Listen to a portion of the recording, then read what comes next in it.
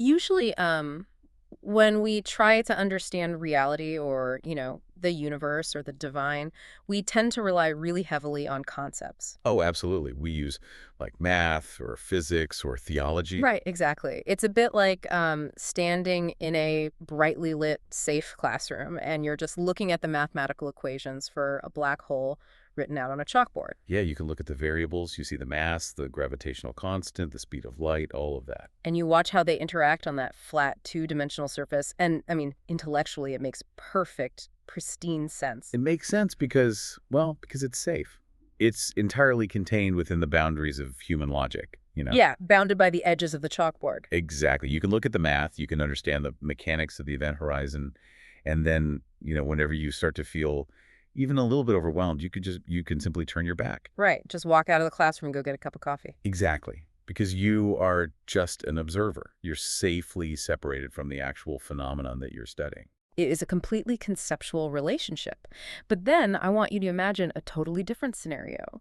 Like, imagine you are suddenly pulled off the ground, just yanked out of that safe classroom, and thrown directly into the event horizon of an actual physical black hole. Oh, wow.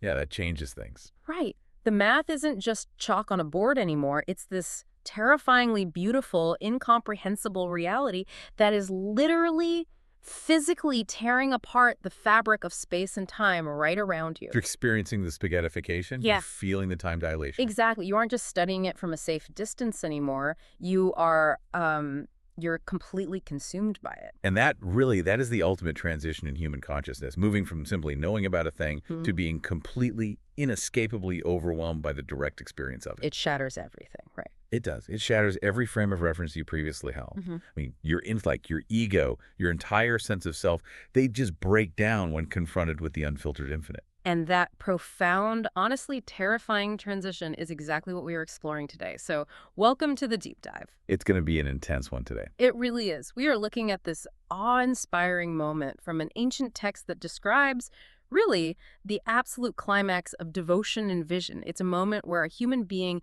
is suddenly granted the power to actually behold the infinite. We are, of course, talking about the moment the divine figure Krishna reveals his cosmic form to the warrior Arjuna. Yeah, it's a moment where the chalkboard of philosophy is wiped clean, but not by an eraser. It's wiped clean by the blinding light of direct, visceral revelation. That's a great way to put it. Before we cross that event horizon together and really embark on this mind-expanding journey, please take a quick moment to subscribe, like, and, share your own reflections in the comments below. Your engagement is what actually helps us keep bringing these deep dives to you. Yes, definitely let us know what you think as we go through this. So to really grasp the gravity of this text, we need to understand exactly where we are standing. We're diving into chapter 11 of the Bhagavad Gita. Right, which is formerly known as the Vishwarupa Darshana Yoga. Exactly. And this text, it doesn't just emerge out of nowhere. It doesn't happen in a vacuum. It's the direct, explosive response to a massive paradigm shift that Arjuna experienced just moments before, like in the previous chapter. The context here is absolutely vital. If we don't understand Arjuna's psychological state going into this, the revelation completely loses its impact. So set the scene for us. Where is Arjuna mentally and physically? Well, he is standing right in the dead center of the battlefield of Kurukshetra. You have these two massive armies facing each other. But Arjuna, the great warrior, he isn't fighting. He's having a total breakdown. He really is. He's caught in this agonizing moral and existential crisis. He's looking across the battlefield and seeing his own relatives, his former teachers, his friends, all lined up against him. And he just drops his weapons. Right. He is paralyzed by the impending bloodshed and the immense karmic weight of what he's about to do. He's basically having a panic attack about his own agency. He's thinking, if I do this, if I fight, the sin is on my hands. I am the destroyer of my family. I'm the one making this awful thing happen. Precisely. His entire crisis is built on the foundation of his own ego. He really believes he is the ultimate doer. Like he's the main character of the universe. Exactly. The primary cause of the universe's events, at least right there in his immediate vicinity. So throughout the previous 10 chapters, Krishna, who is acting as his charioteer and, his spiritual guide, has been slowly and methodically elevating Arjuna's understanding. Like systematically dismantling his worldview. Yes, dismantling that flawed, egocentric worldview, teaching him about duty, about selfless action, and about the actual true nature of reality. Yeah. And then right in chapter 10, Krishna drops a huge philosophical bombshell. Oh, this is the part where he basically says, you think you're in charge? Right. He essentially tells Arjuna, you think you are running the show. I am the source of all spiritual and material worlds. He says the entire universe, every star, every planet, every living being is sustained by just a microscopic fraction of his divine energy. So Krishna essentially puts the ultimate mathematical equation on the chalkboard. He gives Arjuna the grand theory of everything. He lays it all out conceptually. And Arjuna hears this. He processes the philosophy. And he essentially replies, okay, I hear you. My delusion about being in charge is gone. I intellectually understand what you were telling me about your infinite nature. What? But hearing about it just isn't enough anymore. He says, I don't want the theory. I want the proof. I want, actually see it. Which is such a deeply relatable, profoundly human demand, don't you think? Oh, totally. We are completely empirical creatures. We crave proof. We want the visceral, undeniable experience of a thing to really anchor our intellectual understanding of it. Yep. We want to see the black hole for ourselves. Exactly. Now, to truly understand the mechanics of what happens next and what it actually means for human consciousness, we are going to look at this text through a very specific, highly respected analytical lens today. Right. We're going to rely on the commentary of Adi Shankaracharya. Yes, whose extensive work really forms the bedrock of our source material. But I want to pause right there, because we can't just drop a name like Adi Shankaracharya without explaining, the massive weight he carries. That's fair. He is a heavyweight. Who is he, and what is the specific angle or philosophy that he brings to this text? So Adi Shankaracharya was a monumental philosopher and theologian who lived in India around the 8th century CE. And to put his influence into perspective, he essentially did for Indian philosophy what, say, Thomas Aquinas did for Christian theology. Or what Kant did for Western epistemology. Exactly. He consolidated and rigorously formalized the doctrine of Advaita Vedanta. Advaita Vedanta. Okay, let's break that term down mechanically so we understand exactly the lens we're looking through today. Okay, so Advaita literally translates to not two or non-dual. And Vedanta refers to the end or the culmination of the Vedas, which are the ancient sacred texts. So not two, non-duality. Right. The core thesis of Advaita Vedanta is non-duality. It argues that reality is fundamentally and absolutely one singular existence. Just one thing. Just one. There's no ultimate objective separation between you, me, the tree outside, the distant galaxies, and the divine. It is all Brahman, the single, supreme, infinite, non-dual reality. Well, hold on. If reality is completely non-dual, if it's all just one infinite thing, why do I feel like a completely separate person sitting here talking to you? Why do I experience a world that is just full of separate objects? And that is the central question Advaita Vedanta seeks to answer. To do that, it brings in the concept of Maya. Maya? Yeah, Shankaracharya explained that our experience of multiplicity of separate objects and individual egos is a result of Maya. Now, that's often translated as illusion, but a much better way to understand it is the power of measurement, or apparent manifestation. Okay, so it's not like a magic trick where things don't exist, but more like a filter. Exactly. It is the phenomenon by which the singular infinite Brahman appears as a fragmented, finite universe to our limited human senses. So applying this non-dual lens to Chapter 11, Shankaracharya isn't going to read Krishna's cosmic form as just a really cool magic trick or special effect. Not at all. When Shankaracharya analyzes the Vishwarupa, the cosmic vision, he argues vehemently that it is not merely a display of mystical fireworks just to impress a stubborn warrior. It's not God just putting on a light show to say, look how big I am. Right. Rather, it is the ultimate visual, experiential proof of this non-dual truth. The vision symbolizes, in a completely overwhelming visual format, that all existence, all forms, all destruction, and all actions are perfectly and intrinsically united within Brahman. It's the sudden lifting of Maya. That's exactly it. The veil is pulled back. Man, that sets the stakes incredibly high for this deep dive. We are moving from a quiet philosophical debate on a chariot into overwhelming visceral poetry. We are really crossing the event horizon now. We definitely are. So let's dive into the immediate dramatic action. To see the infinite, one must first ask, and then, crucially, one must be equipped to handle the answer. Which brings us to the first major listening prompt of our deep dive, Arjuna's request and the prerequisite of vision. So Arjuna makes his request with this newfound, albeit still theoretical, clarity. He tells Krishna that the delusion regarding his own ego and his attachments has departed, thanks to the teachings in the previous chapters. Right, he's like, I get the theory now. Yeah. He calls Krishna the Supreme Bhagavan and asks to see his eternal self. He literally says, "I wish to see your divine form endowed with sovereignty, power, strength, and vigor." He is asking to see the actual engine of the universe. But Krishna issues a really fascinating caveat here, because he agrees. He says he will show Arjuna this cosmic form, the Vishwarupa, but he adds a crucial condition. Adds a very specific condition. Yeah, he tells Arjuna, "You are not able to see me merely with this eye of yours." He explicitly states that Arjuna's physical human eyes, exactly as they are currently functioning, are completely inadequate for the task. Right. Krishna says, "I grant you the supernatural eye. Behold, my divine yoga." The Sanskrit term used here is divyam kaksu, which translates to a divine or supernatural eye. Divyam kaksu. Yes. Krishna realizes he has to fundamentally upgrade Arjuna's perceptual hardware before he can download this cosmic infinite vision into Arjuna's consciousness. Because if he didn't, it wouldn't just be confusing. Exactly. If he didn't upgrade the hardware, Arjuna literally wouldn't be able to register it at all. It would just be blank. I am really stuck on this point because it feels so counterintuitive to how we think about the world. Why is the physical eye insufficient? I mean, if the cosmic form is real, if it's actually right there in front of him, why can't regular, healthy human eyes see it? Are our senses just broken? This is where Shankaracharya's specific framework of non-duality becomes so incredibly illuminating.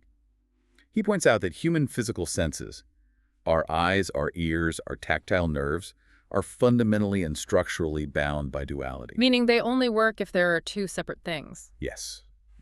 They evolved both biologically and metaphysically to navigate a world of separate, distinct objects.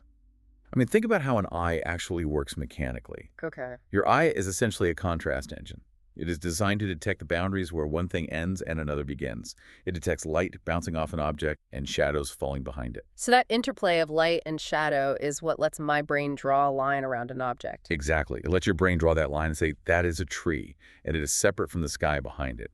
Your senses are exclusively designed to tell you where your physical body ends and, say, the approaching tiger begins. Right, it's a survival mechanism. Absolutely. They perceive things strictly limited by time, by space, and by physical boundaries. So our senses are essentially categorization machines. They survive by carving the universe up into manageable, separate, bite-sized pieces. Precisely. They are fragmenters. But Brahman, the ultimate reality that Krishna is about to reveal, is entirely non-dual. It has absolutely no physical boundaries. Not at all. None. It has no inside or outside, no beginning, no middle, and no end. It is infinite. So you simply cannot use an instrument that is fundamentally designed to perceive separation, to perceive ultimate absolute unity. Oh, wow. Because the instrument itself would fail to register anything. If my eye can only read boundaries and you pointed at something completely boundless, it just returns an error code. Exactly. It would be like trying to measure the volume of the entire ocean using a rigid two-dimensional ruler. The tool is just categorically wrong for the subject. So what is the solution? Therefore, to actually see the non-dual Brahman, a spiritual awakening, a fundamental perceptual shift, is strictly required. The divine eye that Krishna grants isn't like a literal physical third eyeball that suddenly sprouts on Arjuna's forehead. Right, it's not a sci-fi mutation. No, it represents an elevation of consciousness. It's a temporary suspension of that boundary-drawing mechanism of the brain, a state capable of holding paradox and infinity without immediately trying to categorize it into separate pieces. I'm still struggling a bit with the implications for us, though, today. Does this mean human senses are inherently flawed? Are they just an illusion we have to constantly fight against in our daily lives? Like, if they can't see the ultimate truth, are they just deceiving us all the time? That is a really vital distinction, and it's one that trips up a lot of people when they first start studying Advaita Vedanta. Shankaracharya wouldn't say the physical senses are flawed or deceptive in the context of navigating the physical world. So they have a purpose. Oh, absolutely. Yeah. They are perfectly adapted for the realm of Maya, the realm of practical reality and apparent duality. You absolutely need your physical boundary-detecting eyes to drive a chariot or to read a book or to cook a meal without burning your hand. Right, you need boundaries to not walk into traffic. Exactly. Within the rules of the simulation, if you want to call it that, the senses work perfectly. But they are completely inadequate for perceiving the underlying source code of the simulation. They aren't broken, they're just limited to a highly specific, very narrow bandwidth of reality. Bandwidth, I like that word. Let me use an analogy from modern physics. Think about the electromagnetic spectrum. Okay. The human eye can only perceive visible light, right? Which is just a tiny, tiny sliver of the entire spectrum. We cannot see ultraviolet light. We cannot see infrared light or X-rays or gamma rays. But they're definitely there. The reality of that ultraviolet light is absolutely there. It is bouncing all around us right now in this room. But without a specialized lens, without a specialized camera sensor built to actually detect those specific wavelengths, we're totally functionally blind to it. Oh, that makes so much sense. It doesn't mean our human eyes are bad or lying to us. They just literally aren't built to receive that frequency. Exactly. So the Divyam Kaksu, the divine eye, is that specialized spiritual lens. It's the lens that allows Arjuna to perceive the spectrum of reality that was always there, that was completely omnipresent, but was just utterly invisible to his biological, survival-oriented hardware. It removes the biological filter of separation. It removes the filter entirely. It really makes you look at your own lived experience differently, you know? Like, think about how much energy we spend on a random Tuesday just trying to protect our boundaries. So much energy. We're always trying to control our environment, stressing over our separate individual survival. We get so caught up in the stress of our daily commute, our specific career anxieties, our interpersonal conflicts. Everything feels so separate and urgent. Right. We are so fiercely locked into our physical senses and our ego, acting as if this narrow bandwidth of separation is the only reality that exists. This text really forces a profound humility. It suggests that what we call reality every single day is just a tiny, heavily filtered sliver of the actual picture. It is a deeply humbling realization. The very hardware we rely on to define our universe is intentionally limiting our view of it. Okay, so the hardware upgrade is complete. Arjuna gets the divine eye. His consciousness is expanded to perceive the infinite. And having established this new lens, we plunge directly into the second listening prompt, the visual explosion of the cosmic form itself. Yes, the transition here is intense. The transition from the quiet philosophical preparation to the overwhelming revelation is just staggering. Krishna tells him, "Behold, my forms in their hundreds and in thousands of different kinds, celestial and of various colors and shapes." And the source text shifts here. It moves from philosophical dialogue into some of the most intense, visually overwhelming poetry in human history. It really does. It describes a scene of absolute, incomprehensible scale. Arjuna is suddenly seeing countless faces, countless eyes, celestial ornaments, and uplifted heavenly weapons everywhere he looks. And it's not just visual, right? No, he's not just seeing things. The text says he smells heavenly scents and sees divine garlands. It is a total sensory overload, but, and this is not chaotic, it's a sensory overload on a cohesive cosmic scale. The text gets incredibly specific about the spatial impossibilities he is witnessing, too. It notes that Arjuna sees the entire universe together with the moving and the non-moving, concentrated at the same place here in my body. Concentrated at the same place, yeah. He sees all the ancient mythical sages. He sees the creator god Brahma sitting on a lotus. He sees infinite serpents and vast groups of celestial beings like the Rudras, the Adityas, and the Vasus. All of them simultaneously. What strikes me here is that it's not just that Krishna got really, really big, like some giant standing on the earth looking down. It's that the concept of space itself completely collapsed. Everything that is, was, or ever will be is suddenly visible within him all at once. And you've hit on the exact phrase that anchors Shankaracharya's analysis of this whole section, concentrated at the same place. This is the crux of the non-dual visual proof. Remember, Shankaracharya emphasizes that this vision is proving the unity of all existence. Arjuna is not looking at a really large container that has a bunch of separate, independent beings crammed inside of it, like, marbles in a jar. Okay, so it's not just a big bag holding everything. Exactly.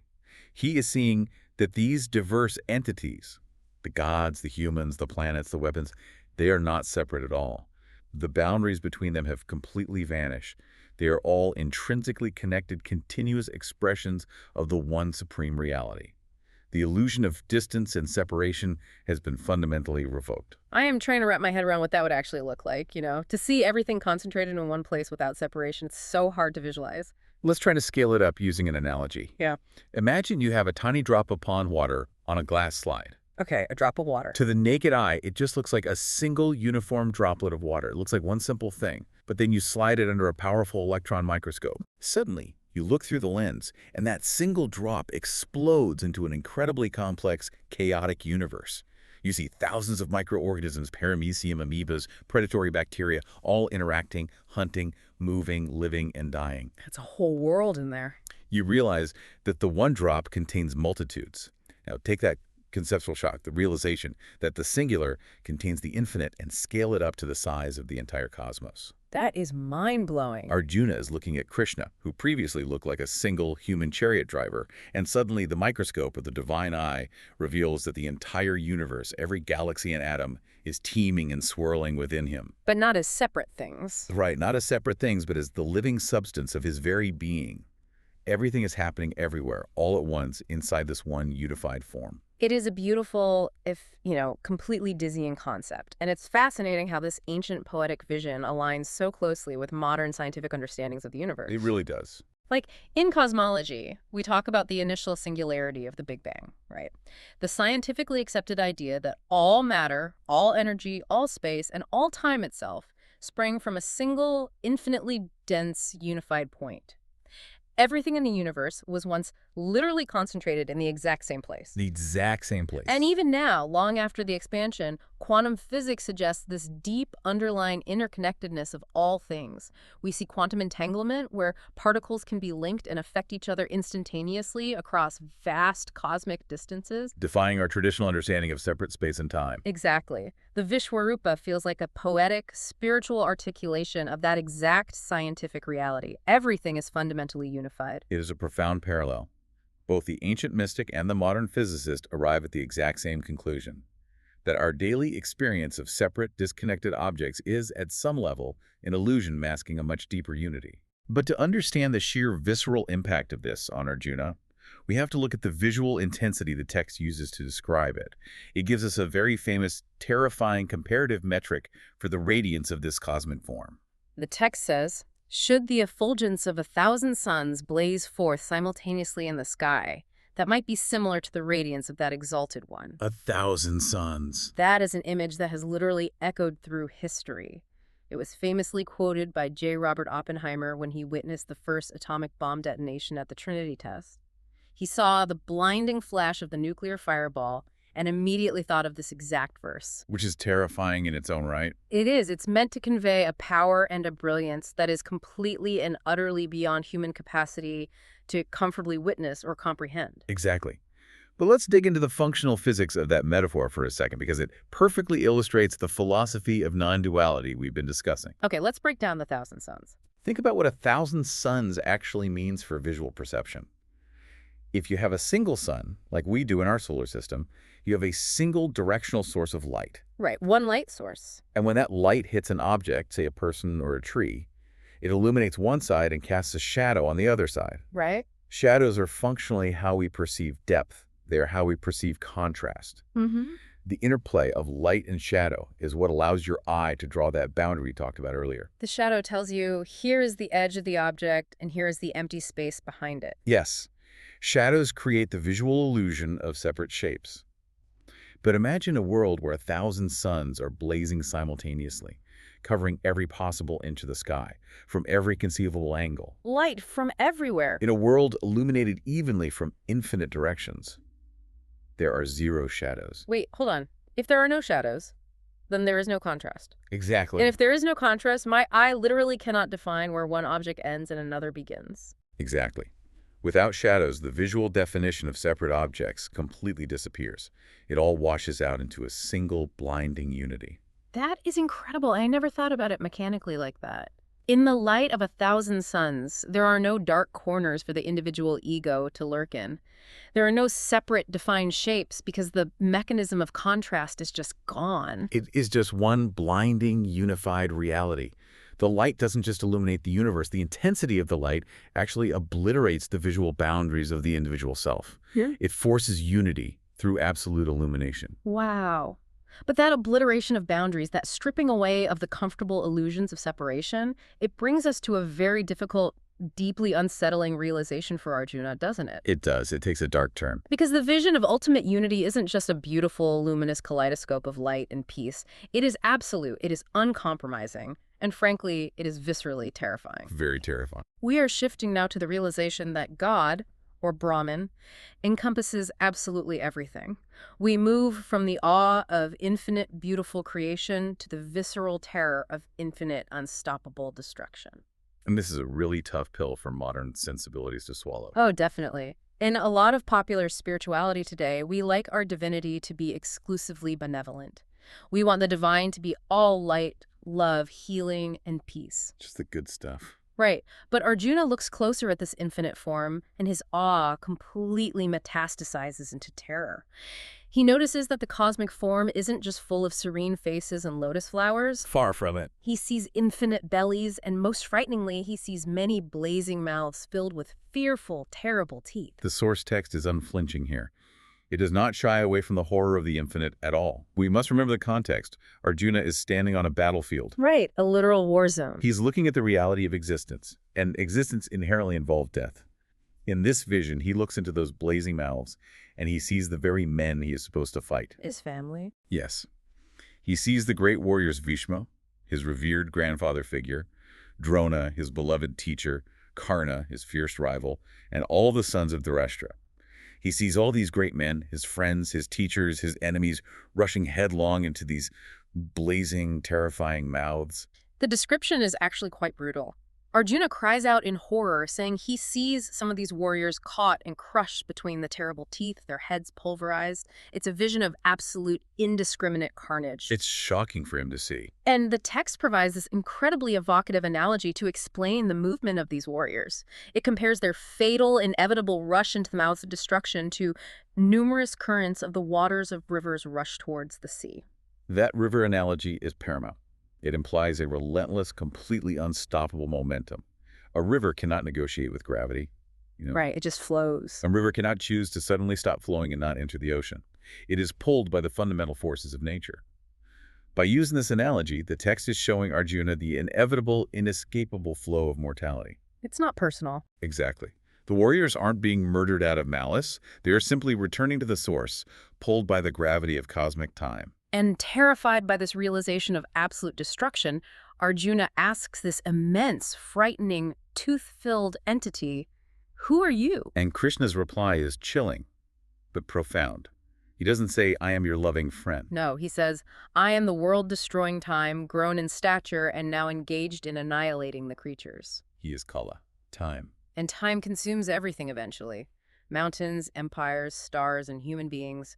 Time grinds them all into dust. This specific exchange is the pivotal moment for Shankaracharya's interpretation of human agency and ego, because Krishna follows up his declaration of being time with a statement that challenges the very foundation of how we view our own actions. Right. He tells Arjuna, looking at all these enemy warriors being crushed in his cosmic teeth, "These have been killed verily by me even earlier. Be you merely an instrument." Be you merely an instrument. Okay, I am really struggling with this part. These have been killed by me even earlier. Let's unpack that through Shankaracharya's lens, because on the surface, that sounds like a total negation of free will. It sounds like pure fatalism. To understand it, Shankaracharya brings us back to Arjuna's initial crisis. Think back to chapter 1. Why was Arjuna weeping? Why did he drop his bow in the first place? Because he felt responsible. He was saying, I cannot kill my family. I will be incurring terrible sin. I will destroy the social order. I am the cause of this tragedy. Exactly. His entire crisis was predicated on the massive, ego-driven belief that he was the ultimate doer. He believes he was the primary author of reality, the one solely responsible for the outcome of the battle and the fate of the world. He was carrying the weight of the universe on his shoulders. Because his ego convinced him he was in charge.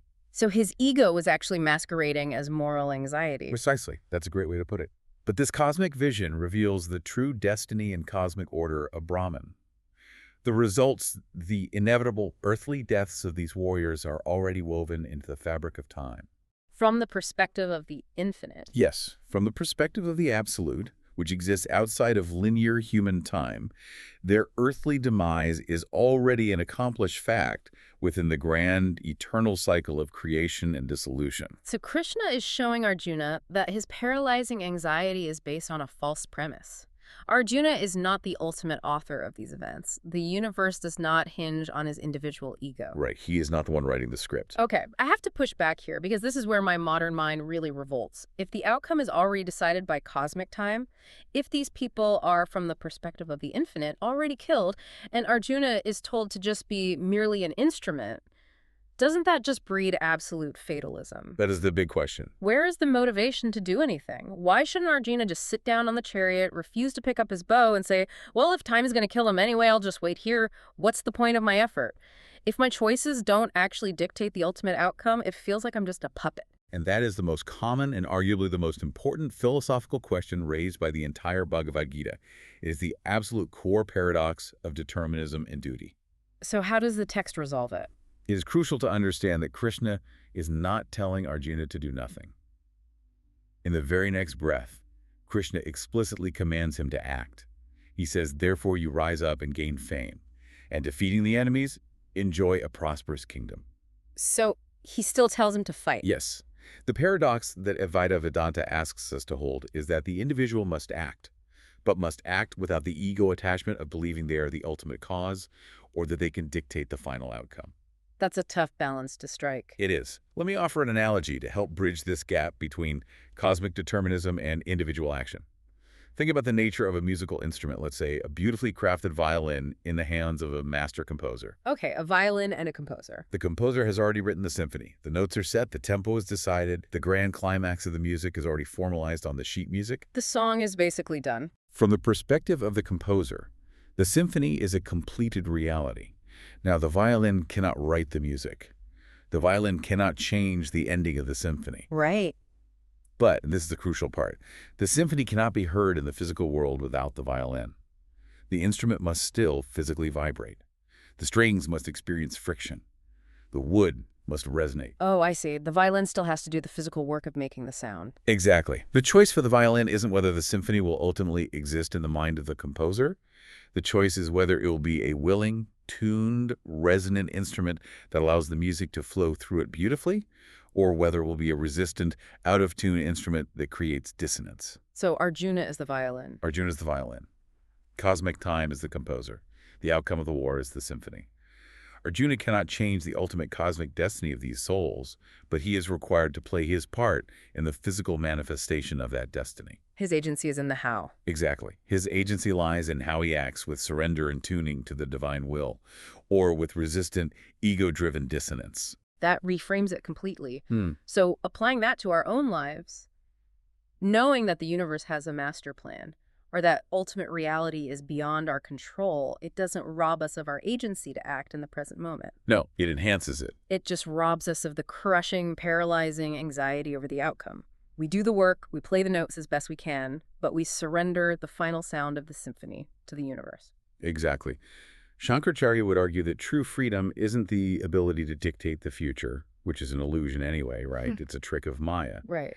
True freedom is the ability to perform your righteous duty, your dharma, in the present moment, completely unburdened by the fear of what happens next. You act with total commitment, but zero attachment. That is a massive paradigm shift. Yeah. And we see this shift happen in Arjuna immediately. The weight of his ego is completely crushed by the sheer scale of what he is seeing. The ego just dissolves. Confronted by his own microscopic insignificance in the face of world-destroying time, and realizing the illusion of his own absolute agency, Arjuna's relationship with Krishna undergoes a radical, permanent transformation. The terror he feels breaks his ego, and it makes way for true, unadulterated devotion. Yes, it does. Which brings us to our third listening prompt, and arguably the most deeply human, relatable moment in the entire text. Arjuna's physical and psychological reaction here is so visceral. The text describes him as completely overwhelmed. His hair stands on end, he trembles uncontrollably, and he bows down with folded hands, literally stammering. He's terrified. He is entirely humbled. The man who was confidently arguing philosophy just a few chapters ago is now stuttering in absolute awe. And he apologizes, which is such a fascinating, almost mundane detail in the middle of a cosmic revelation. He realizes he has been treating the creator of the universe, the devourer of worlds, like a regular human buddy. Right, like they were just pals. He explicitly apologizes for addressing Krishna rashly or casually in the past. He says, "I have called you, O Krishna, O Yadava, or O friend."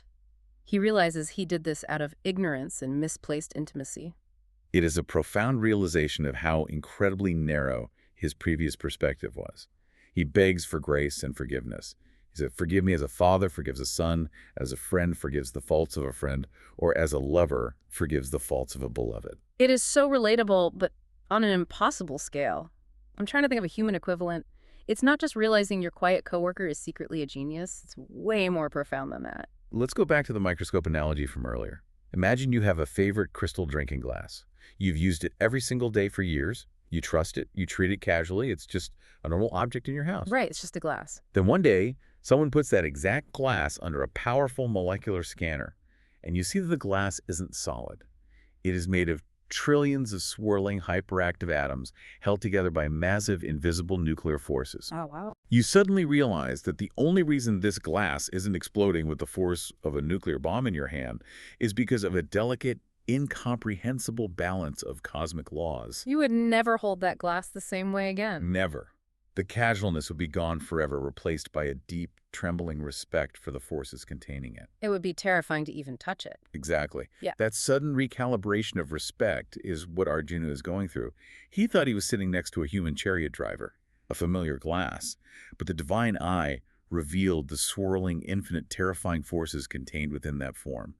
He's apologizing for treating the nuclear force of the cosmos like a basic drinking glass. And if we look at this through Shankaracharya's lens, this moment illustrates the core theme of how devotion, which is called Bhakti in the text, is deepened by direct vision. That's the key. Bhakti. Because theoretical knowledge is very easy to carry alongside a massive ego, right? You can read all the scriptures, you can master the philosophical arguments of Advaita Vedanta, you can understand the math of the black hole on the chalkboard, and you can still be an incredibly arrogant, ego-driven person. Oh, absolutely.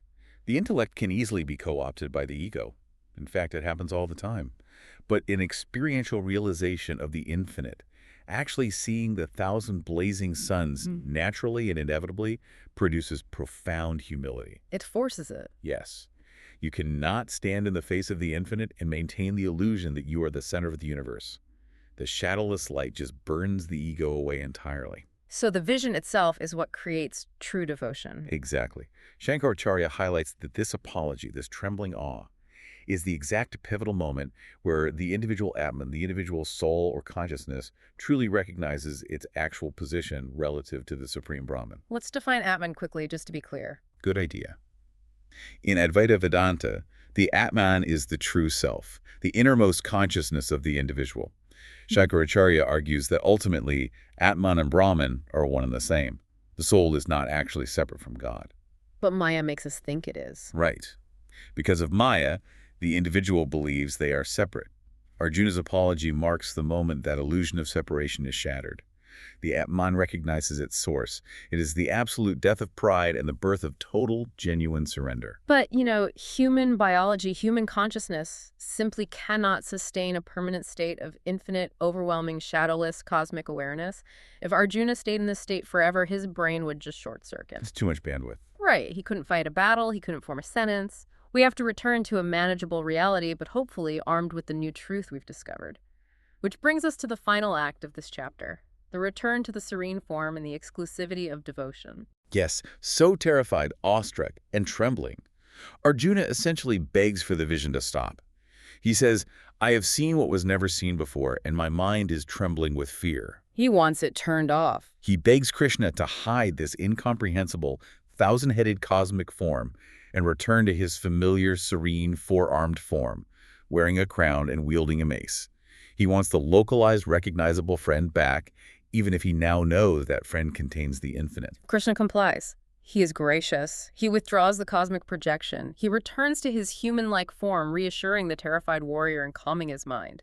He says, "Do not be afraid, nor be bewildered." It's a very tender moment after so much terror. It is. But before the chapter completely closes, Krishna delivers the ultimate concluding lesson of this entire revelation. He explains the only mechanism by which someone can achieve what Arjuna just experienced. Yes, Krishna outlines the absolute ultimate prerequisite for cosmic vision. And he does so by explicitly listing what does not work. Which is a long list. It is. He states unequivocally that this cosmic form cannot be seen merely by mastering the Vedas, the vast compendiums of ancient scripture. It cannot be seen by giving vast amounts of wealth to charity. No matter how much you give. Right. It cannot be seen by performing elaborate, complex fire rituals, and it cannot be seen by subjecting oneself to severe physical austerities. The commentary specifically mentions grueling ancient penances like the Chandrayana, doesn't it? Yes, which involves severely restricting food intake based on the waxing and waning phases of the moon, essentially starving oneself for spiritual purity. Krishna says none of these strenuous, extreme human efforts are sufficient to pierce the veil of Maya. Which really begs the question, what is the key? If starving yourself, giving away all your money, and memorizing ancient texts doesn't work, what does? Krishna says it can only be seen, known in reality, and entered into through single-minded devotion. Single-minded devotion. Bhakti. That is the one and only key to the infinite. Okay, let's unpack this with our expert lens, because this feels like a radical departure from traditional religious structures. Why are rituals and scriptural study not enough? People dedicate their entire lives, their entire identities to these practices. Why does Shankaracharya say they ultimately fall short of the final vision? Shankaracharya's explanation is brilliantly logical within the strict framework of Advaita Vedanta. He explains that studying texts, giving charity, and performing rituals, while virtuous, inherently and structurally rely on duality. Duality again. Always. Think about the mechanics of those actions. When you study a sacred scripture, there's a fundamental separation between the reader, you, the subject, and the text, the knowledge, the object. Right. When you perform a ritual, there is the doer of the ritual and the deed being done. When you worship an idol, there is the worshiper and the worshipped. There is always a subject and an object. There is always a boundary line drawn between the two. Exactly. And because there is a subject and an object, every single time you perform these actions, you are subtly, implicitly reinforcing the ego. You are reinforcing the idea of I am doing this holy thing. I am acquiring this vast spiritual knowledge. I am suffering through this fast. The ego uses the spiritual practice to build itself up. But Brahman is non-dual. As long as you approach the non-dual infinite with tools that require separation tools that reinforce the ego, you can never perceive ultimate unity. It completely goes back to the shadows analogy. It does. The ego is the shadow. As long as you are performing actions that actively cast shadows, actions that require a me and an it, you can't experience the thousand suns. The tool is just structurally wrong. Perfectly stated. Yeah. Single-minded devotion, or pure bhakti, is mechanically different. True devotion is not an action you perform upon an object. It's not a transaction. Right. It is the continuous process of pouring yourself out entirely toward the divine until the concept of you completely disappears. It is the active dissolution of the subject. Dissolving the I. It is the only path that dissolves the ego entirely, allowing the seeker not just to observe Brahman from a safe conceptual distance, but to unify with it, to enter into it, as Krishna specifically says. Let me ask a practical question, though, for anyone listening who really values study or discipline. Does this invalidate all the rigorous intellectual study, the ethical living, the discipline that we undertake? Like, if only devotion matters in the end, why bother reading the texts at all? Why study philosophy? It absolutely does not invalidate them, and that is a crucial nuance to grasp. Those disciplines are essential. And remember, Krishna has spent 10 full chapters outlining their importance before he ever shows the cosmic form. So they have a place. A very important place. The expert consensus, including Shankaracharya's view, is that intellectual study, selfless action, karma yoga, and physical discipline serve a vital preparatory function. They purify the mind. They prep the canvas. Exactly. Think of the human mind like a mirror covered in layers of thick mud and grime, the grime of ego, selfishness, and base desires. Studying philosophy, acting ethically, performing rituals. These actions scrub the mud off the mirror. They clean the vessel. Okay, I see. But a clean mirror doesn't reflect the sun until you actually turn it toward the sky. You need a purified, disciplined mind to even sustain the focus required for true devotion. But the purification itself isn't the final destination. The cleaning isn't the reflecting. Right. Devotion is the turning of the mirror. Devotion is the gravitational force that actually propels you across the threshold and into the event horizon. That makes perfect sense. The math on the chalkboard prepares your mind to understand what a black hole is. The discipline gets you to the launch pad. But only the devotion, the total surrender to the gravity of it, actually takes you inside. That is a beautiful synthesis of the concepts. The preparation is required, but surrender is the final key. So we've traveled from the chalkboard to the event horizon, through the blazing light of 1,000 suns, and back to the chariot. what does this all mean for our lives today? Like, how do we bring this ancient cosmic text into our modern daily reality? It's highly relevant, maybe now more than ever. I think so too. We live in an era of intense information overload. We are hyper-individualistic. We suffer from this constant buzzing anxiety about controlling our futures, our careers, our family. We are obsessed with control. We constantly think we're the ultimate doers of our destiny, and when things inevitably go wrong or we face destruction or failure, the weight of that responsibility just crushes us, exactly like it was crushing Arjuna. Recognizing the vastness of existence as revealed in the Vishwarupa is a powerful, necessary antidote to that modern anxiety. It forces us to contextualize our struggles. It zooms us out. Yes. It teaches us a vital, liberating paradox. We must act with intense purpose. We must step onto our daily battlefields and play our instruments as beautifully as we can. But we must simultaneously release our desperate, ego-driven, white-knuckled grip on the ultimate outcomes. It makes you look at your own anxieties differently. We spend so much energy trying to control every single variable in our lives, but we have to realize that our actions, while important, are part of a much larger, incomprehensible tapestry woven by forces far beyond our control. We are part of the river flowing to the sea. The core takeaway from this deep dive, seen through the lens of Advaita Vedanta, is profound but simple. The cosmic vision reveals that all existence, creation, destruction, joy, and terror is intrinsically united in the divine. It's all one. Which brings us to a final, provocative thought for you to mull over as you go about the rest of your day. We talked at the very beginning about being thrown into the event horizon, about the math on the chalkboard suddenly becoming a terrifying, awe-inspiring reality. The shift from theory to experience. If every action you take, every brilliant success you achieve, and every crushing failure you endure in your life is already held within the incomprehensible vastness of cosmic time, how does that change the way you step onto your own personal battlefield tomorrow morning? Does knowing the staggering vastness of the universe make your daily struggles feel meaningless? Or, by removing the ultimate burden of the outcome from your shoulders, does it actually free you to act boldly, beautifully, and without the paralyzing fear of ultimate failure? Does the infinite make you smaller, or does it set you completely free? Think about that next time you feel the weight of the world on your shoulders. It's a question worth sitting with. Thank you for joining us on this exploration of the Vishwarupa. Please remember to subscribe, like, and comment with your own thoughts on Arjuna's vision and how you navigate the balance between action and surrender in your own life. Yes, your insights and questions in the comments always add so much depth to this conversation. Join us next time as we explore the natural, immediate continuation of today's revelation in Chapter 12, Bhakti Yoga, where we will unpack the true, practical mechanics of that single-minded devotion. Until then, keep looking beyond the shadows.